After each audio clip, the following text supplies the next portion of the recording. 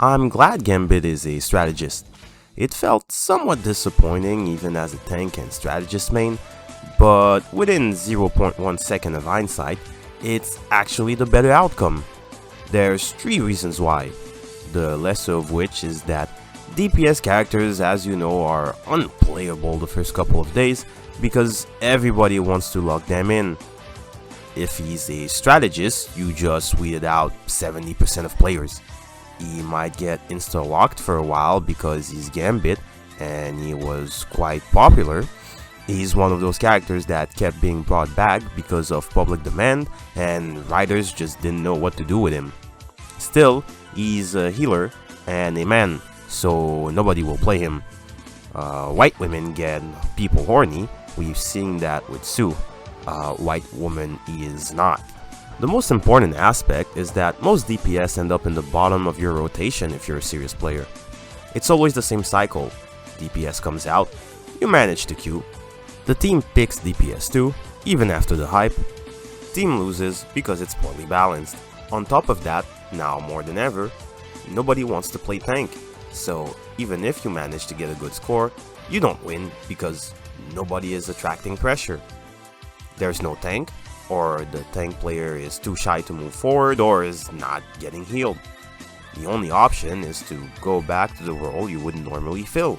Of course, the bad players won't change, so you'll have to. You manage a win, but you had to shelve your favorite DPS again, even if you were the competent one. The last of my issues that has been avoided is that I'm not particularly good at being a DPS. Like most people actually, the only difference is that I can actually admit it. These types of characters demand high reaction time, positioning, knowledge of the level, knowledge of health pack placements. I have all of these skills except for the reaction time, which makes characters like Spider-Man really difficult to play for me. The only DPS I play are A. more passive, akin to Storm in Season 0, who was closer to a strategist. B. they're so automated they become boring, Squirrel Girl and Wanda. Or C. they're basically not even a DPS, like Mr. Fantastic, who's almost a tank. Having Gambit not strictly being a strategist makes things really interesting, and it actually expands on the definition of strategist. They chose strategists because they wanted to make players understand that they're not just heal bots. Storm could have been a strategist because most of the time she was getting assists.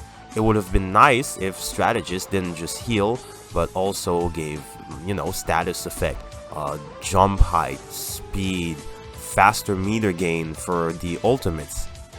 And now it seems that they're really leaning into it because now you have Penny healing, you have Black Widow healing, even though she's a DPS, so the game will get less stale with time. Conclusion: it would have been a character I would have hardly been able to play, and even when I could, I would have to switch to compensate for my team. And there's a high likelihood I would go at best 212 with him. Food for thought.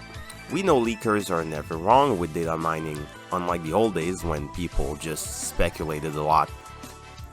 The Scarlet Witch Classic skin has been leaked since Season 1. Did they change Gambit to a healer in the last 2 or 3 months? Most probably. He was until recently data mined to be a DPS.